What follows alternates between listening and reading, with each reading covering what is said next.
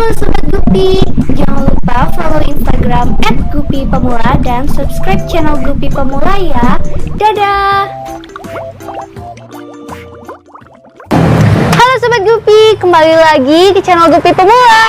Gimana kabar Sobat Gupi di rumah? Indukannya sehat-sehat kan? Oh ya, gimana kabar anakannya? Udah berapa anakan ikan gupi yang dihasilkan? Kak, kok ikanku baru lahiran, tapi pas aku cek beberapa jam kemudian, kok anakannya menghilang?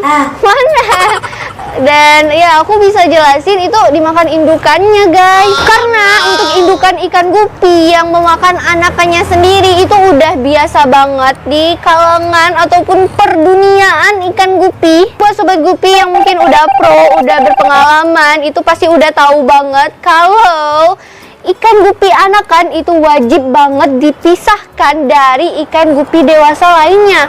Kenapa? Karena kalau enggak, anakan ikan gupinya bakalan metong, bakalan dimakan sama ikan gupi dewasa lainnya. Peristiwa ikan gupi dewasa yang memakan burayak ikan gupi itu dinamakan kanibalisme. Nah, peristiwa kanibalisme anak ini nggak cuma terjadi pada ikan gupi aja guys, jadi bisa juga terjadi pada ikan gupi, pada ikan-ikan jenis lainnya. Contohnya itu ialah ikan diskus, terus juga ikan arwana, bahkan ikan cupang juga ada kanibalisme anak. Nah, dari peristiwa tersebut pasti banyak banget Sobat Gupi di rumah yang bertanya, kenapa sih hal ini bisa terjadi dan bagaimana sih cara mencegahnya? Karena setelah melahirkan, ikan gupi betina indukan itu nggak akan langsung merawat anakannya dan memberikan perhatian kepada anakannya.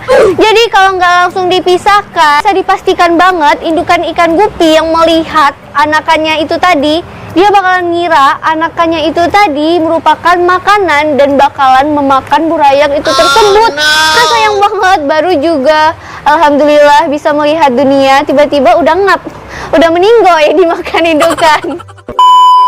Nah, aku bakalan jelasin poin-poin penyebab ikan gupi indukan memakan anakannya sendiri. Penyebab yang pertama ialah ketika ikan tersebut baru selesai melahirkan, dia bakalan dipicu dengan perasaan stres dan juga bakalan merasa bahwa, oh, aku harus melestarikan diri, aku harus melestarikan spesies aku sendiri.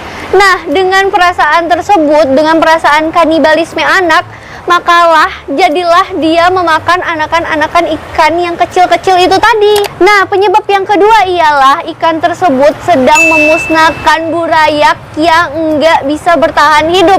Jadi kalau indukannya itu merasa anakannya sakit, anakannya itu kualitasnya jelek, itu dia pasti banget bakalan makan anakannya, begitu. Jadi kayak anakan yang cacat, jelek, burik, segala macam itu bakalan dimusnahin sama dia.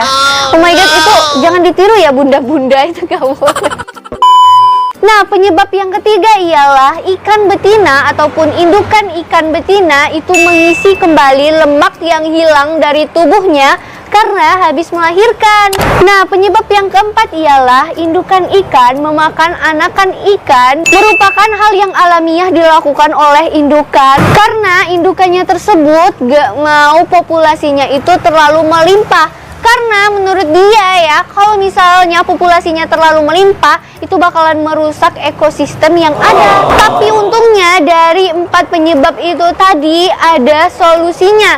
Nah, solusi yang pertama ialah kalian harus memisahkan antara anakan dan juga indukan. Jadi kalau mereka, indukannya ini udah melahirkan, buru-buru, pokoknya langsung aja auto pisahin indukan dan anakannya. Karena itu bisa mencegah indukan memakan anakannya dan anakan tersebut bisa tumbuh berkembang, bukan langsung baru melek udah meninggal begitu. Nah, cara yang kedua ialah banyakin tanaman hidup dan tempat bersembunyi untuk burayak tersebut. Jadi tanaman-tanaman hidup itu berfungsi untuk tempat persembunyiannya burayak-burayak tersebut dari ikan gupi dewasa. Kalau misalnya nih anakannya itu merasa terancam, dia pasti banget langsung bersembunyi dan pokoknya nyari tempat persembunyian yang paling aman dan jangan sampai termakan oleh ikan-ikan dewasa yang sedang kelaparan tersebut. Tapi metode ini itu nggak seaman dengan metode yang pertama, karena kan metode yang pertama itu dipisahkan, sedangkan metode yang kedua ini tetap dicampur tapi burayak ataupun anakannya itu bersembunyi sendiri.